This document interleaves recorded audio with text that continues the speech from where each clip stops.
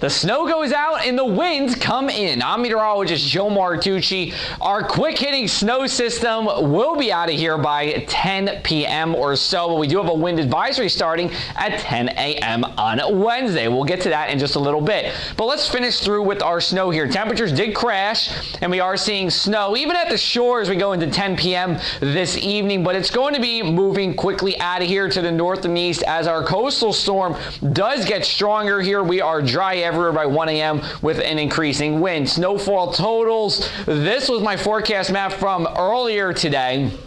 We're going to be on the lower end of this. Some areas in Burlington County and Northern Ocean County might get close to 2, but for the most part, we are talking about just a couple of coatings for the areas shaded in the gray and then in the white, getting closer to about a ½ inch of accumulation. We'll have the final totals for you on Wednesday morning. Now, there is the potential for black ice, of course, after any snow event or rain event. We have crashing temperatures. That's what you need for black ice, but it doesn't look like we will have that, thankfully. Temperatures only around 32. Winds will be moderate, so that helps to dry us out a little bit here. Good news also. And on the mainland, temperatures will drop below 32 after the precip ends, but not much below 32. So overall, I believe there will be some areas of black ice, but I think it's only on the mainland and it's not going to be everywhere. Then as we go into Wednesday, the big story will be the winds. In fact, right as soon as the snow ends and gets on out of here, this is 1 a.m., we're talking about gusts around 30 at the shore, and then they pick up as we go into the daytime hours. 31 in Fortescue, 29 in Estelle Manor, 33 in Atlantic City at 7 a.m.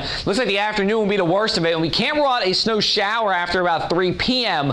as we do have these strong winds blowing around, getting to near 40 miles an hour, even above that at the shore, and that's where we can see isolated power outages as well as downed tree branches. And as we go into the evening, still staying elevated. It's not going to be until the overnight hours that gusts drop back down into the 20s here. On the mainland, we will see snow here and then ending by about 9:30 p.m. and we are talking about clearing skies after midnight here. Temperatures, as you can see, hovering just around 32, getting below that overnight. Now, temperatures actually do rise a little bit after the precipitation ends. That's normal in these kind of events because it is the precipitation that's dragging down the colder air. So when you don't have that anymore, temperatures are free to rise, but with the clearing sky, we will eventually see slightly falling temperatures. For Wednesday, it is a cooler day. Temperatures around 40 degrees, but that's only seasonable for this time of year. We do have a whipping west and northwesterly wind, and because of that, it will feel like below freezing. And again, watching for a snow shower, about a 20% chance after 3 o'clock, and I really think it's just going to be north of the Atlantic City Expressway. Here's your mainland 7-day, 19 on Wednesday night, 37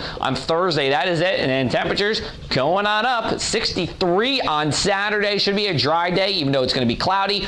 Watching for a line of heavy rain or even thunderstorms on Sunday. I don't think it's a washout, but we'll tighten that timing up for you as we go into the day on Wednesday. And then Monday and Tuesday, temperatures above average, and we're watching for our next shot of rain on Tuesday. Thank you, everybody, for following along today with our snow event. Glad you turned to us for South Jersey weather. You can follow me on social media for the latest, or you can go to our website at thepressofac.com/weather.